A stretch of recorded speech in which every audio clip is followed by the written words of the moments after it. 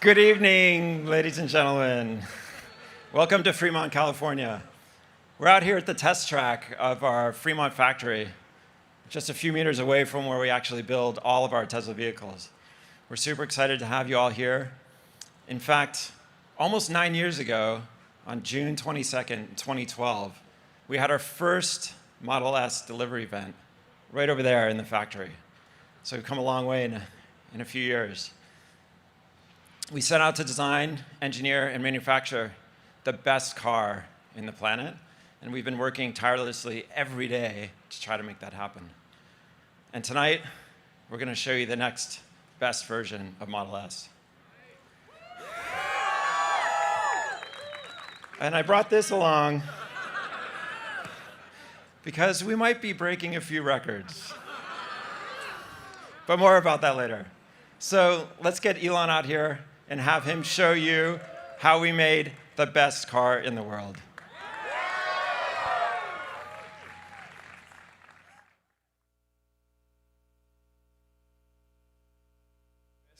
Car of any kind. The Model S. This is an ambitious goal to create a whole new kind of car. A lot of Wall Street is betting Tesla can't get it done.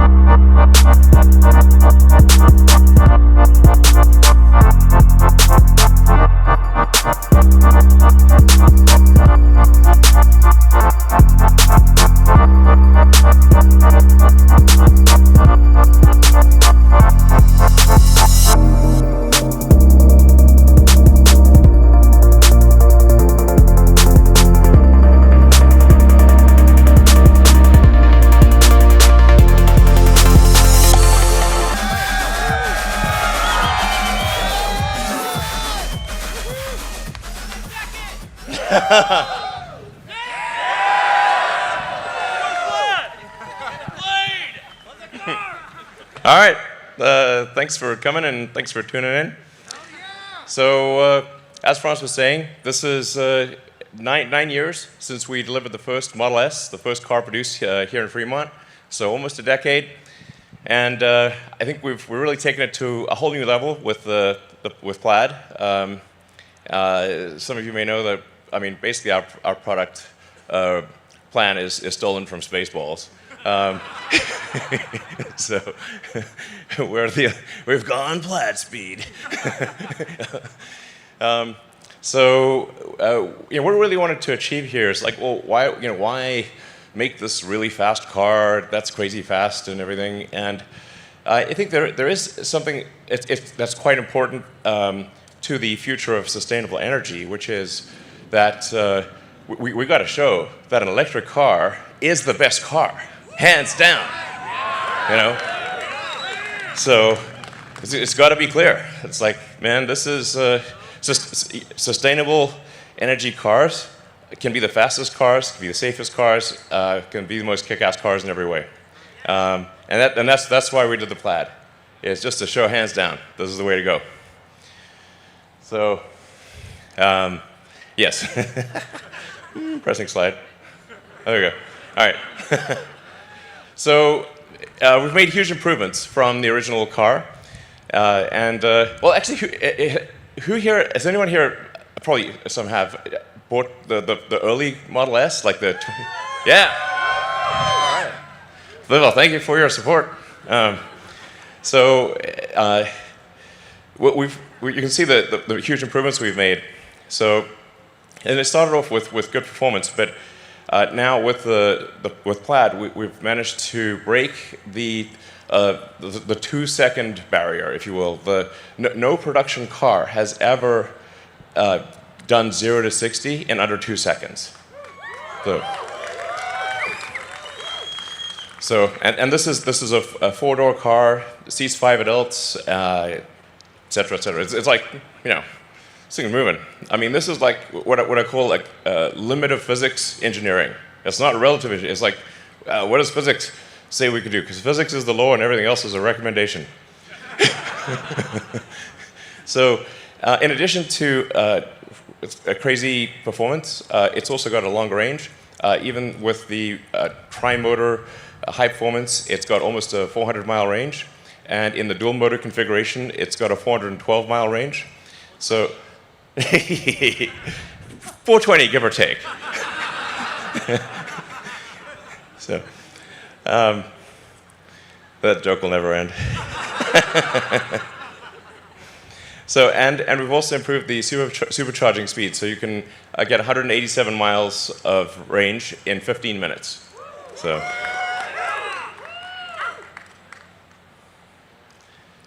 Yeah, so quickest production car, to be clear, of any kind ever made, like I said, first to ever break the 2-second barrier. Later tonight, you'll get a chance to drive around the track, and this is really something you have to feel to believe, because it hits you right in the limbic system. It's like, damn, like, whoa, yeah.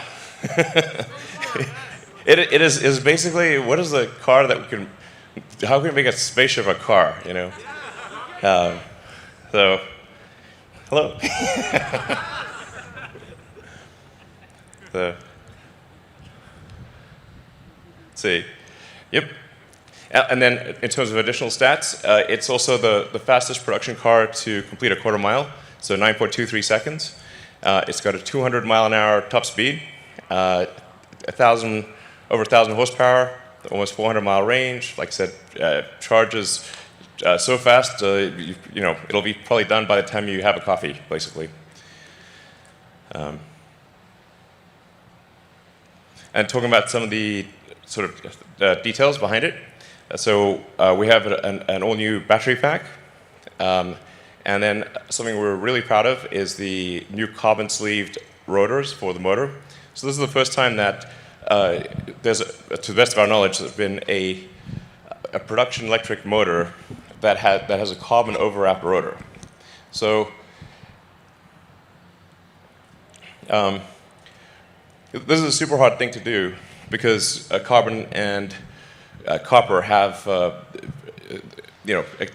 very different rates of thermal expansion. So in order to do a carbon overwrapped rotor, you've got to wind it at extremely high tension. It's a very hard thing to do. We actually had to design the machine that makes the rotor. So no such machine existed before. It also means we can have the electromagnetic field be super efficient and have a tight gap even at super high RPM. And it's single speed from 0 to 200 miles an hour. So it's just, the RPM is so crazy that just the centrifugal force wants to expand the rotor. So the carbon overwrap actually holds the rotor, basically holds the rotor together. It's like madness. So, yeah. So let's see. In fact, we're going to show you the motor. In fact, you might have had a chance to see the drive unit. And we can go closer.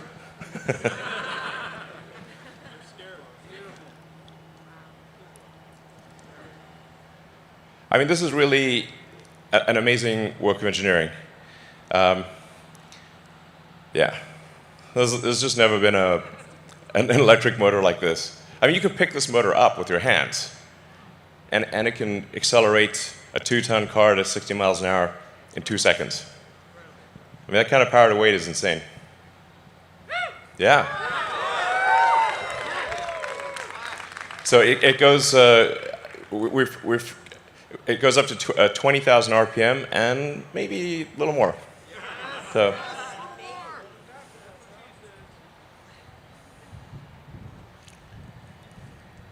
Yeah, I was just saying, close look at it. So, let's see. Okay, let's switch back to the slides, I think.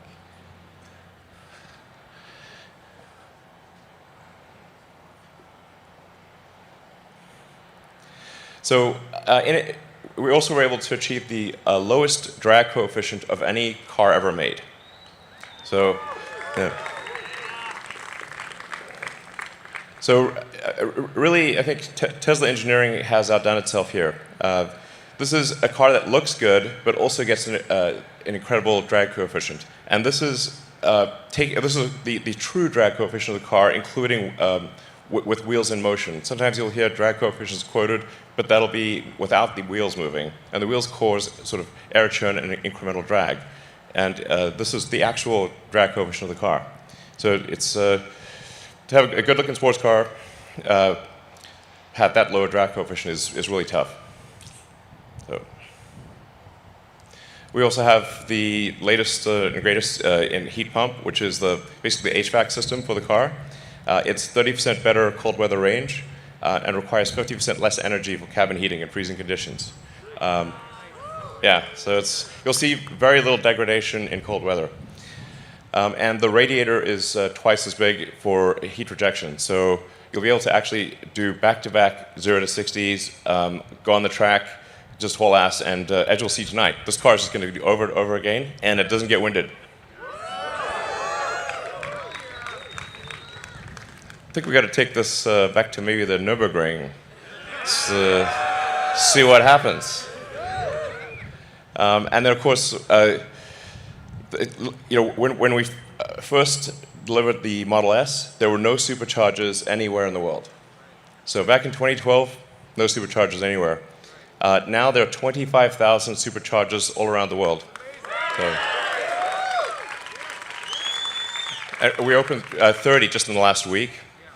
And we're just going to keep going so that you can basically travel anywhere you want with peace of mind, super easy. Keep increasing the power of the superchargers. We're 250 kilowatts. Obviously, that we'll start going to 280, 300, 350. Yeah. So. And then it's also engineered for maximum safety as well. So, in fact, this is designed to be our aspiration for this car. It still has to be tested by the US government, but we think we can get the lowest probability of injury of any car ever tested. So, in fact, these are the actual NHTSA probability of injuries numbers. All top 5 cars with the lowest probability of injuries ever tested, all 5 are Teslas. So I mean, with the Plaid Model S, what you have is a car that is faster than quicker than any sports car, and faster than any Porsche, safer than any Volvo, in the same car. That's insane. It's like yeah. So, And then the design, we've obviously made a lot of refinements to the exterior, and then we've completely redone the interior. So I think once you drive the new Model S, it really feels like you're driving the future. And other cars are going to, especially like non-Tesla cars, are going to feel very last century.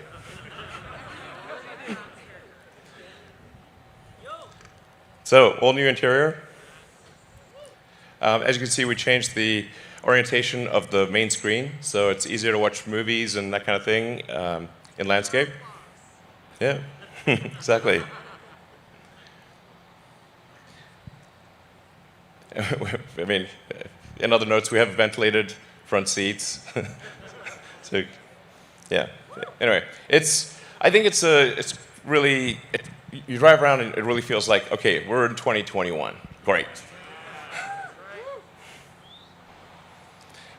We have this yoke steering wheel, which is a little different, but I think once you try it, you'll think it's great. The visibility of the main screen is super clear, especially for autopilot. So you can see the entire panoramic view you can basically see the mind's eye of the car. Yeah, it's really cool. So. And then we've gotten rid of the stalks.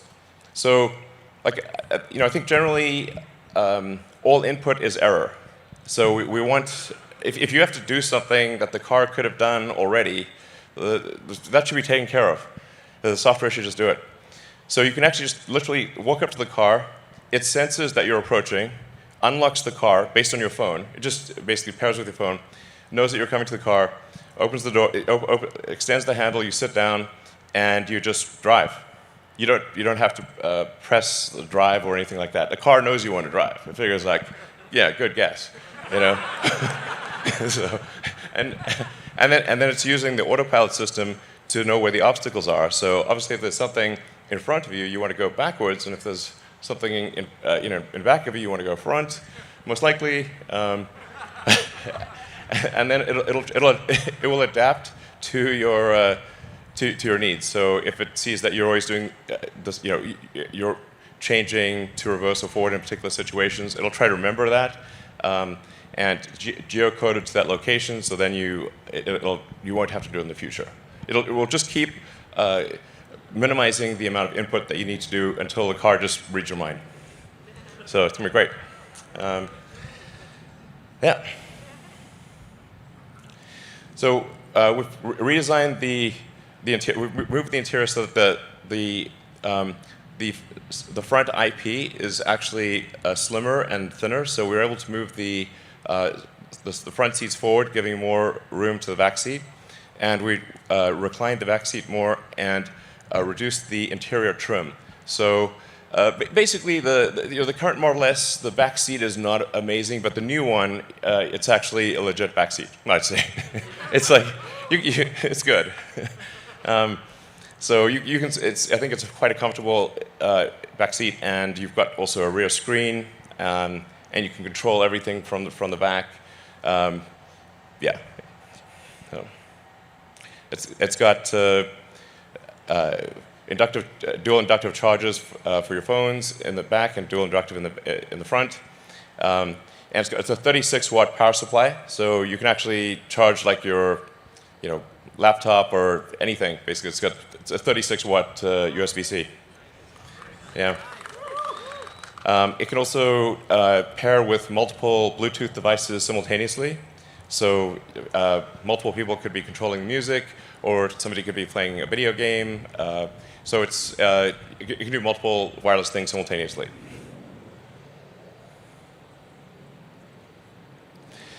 And then, similar to the Model 3 and Y, instead of having air vents, we use intersecting columns of air. So, and we just vary the speed of the air. So you don't have to. There's no vents that you can see, and you can just touch the screen and move the screen around, and it'll just move the air wherever you want it. And the air is much more diffuse. It just feels like an invisible air conditioning system. It's great. So, and it's a tri-zone. So there's a zone for the rear, and a front and left front, right front zone. So. And then the 17-inch touchscreen it feels like a movie theater. The sound is incredible. Yeah, so you can really, it's like a home theater experience. So if you're sitting somewhere waiting, or for whatever reason, or at a supercharger, you can just catch up on what are your favorite Netflix show, or iTunes, or whatever the case may be, YouTube. And of course, you can also play video games. So, and the same thing for the rear. So you can, basically the system feeds all 3 screens, and so you can do things the front, rear. It's great. We have an all-new sound system designed by Tesla Audio, and we have acoustic glass throughout the car, so the car is very quiet when going down the highway, even at very high speeds, like you're doing 100 miles an hour, it's still quiet.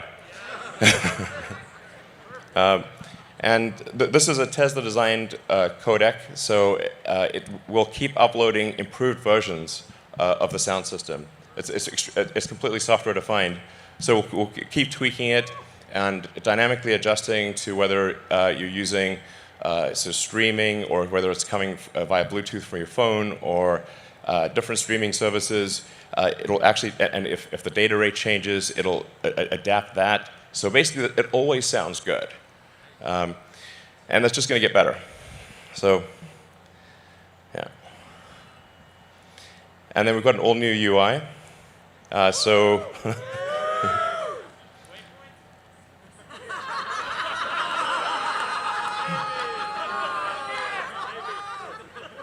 Really want waypoints.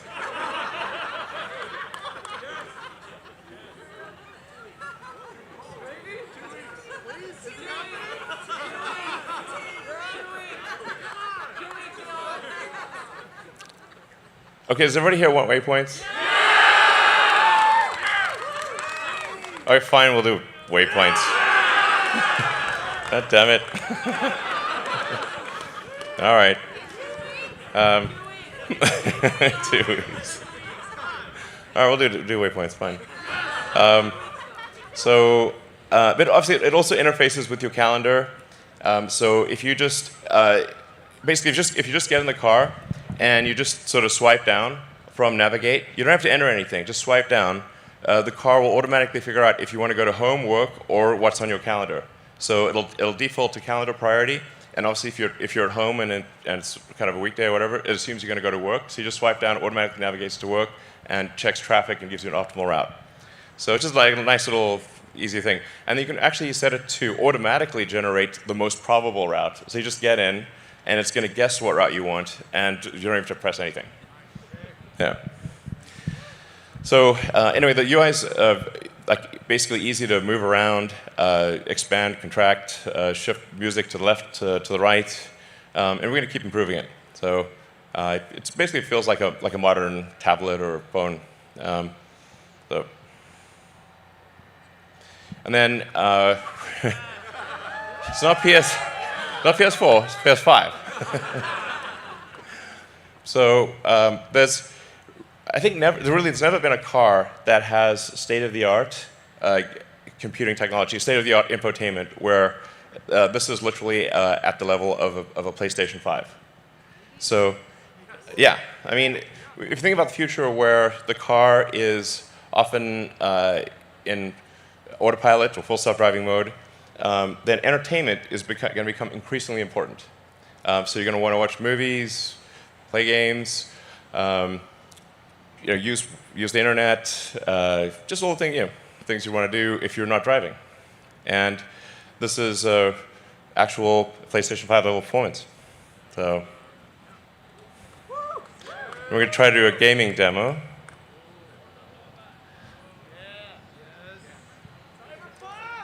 Yes, it can play Cyberpunk.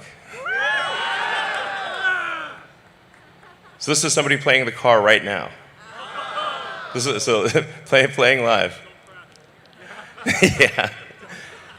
So it's pretty great, So have fun in the game. It's gonna be great. So All right. So high frame rate will do 60 frames a second with state-of-the-art games. Yeah. All right, so we got incredible performance, interior of the future. I think engineering that's practically alien. So, like I said, simultaneously the safest car in the world and the fastest. This is insane. So, we also got look at some things like the power curve. So I think this really illustrates the difference. It maintains 1,000 horsepower all the way up to 200 miles an hour.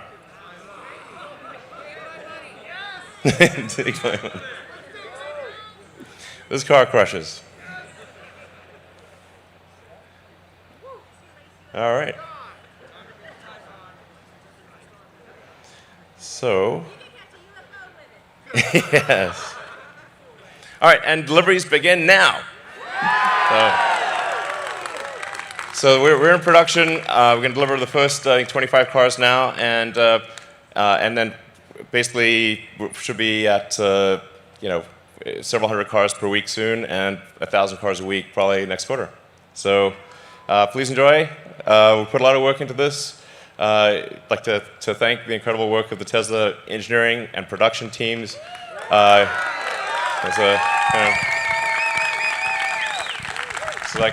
my hat is off to Tesla engineering, production, design, the whole group. They put their heart and soul into this. So hope you enjoy it. So let's deliver some cars. All right.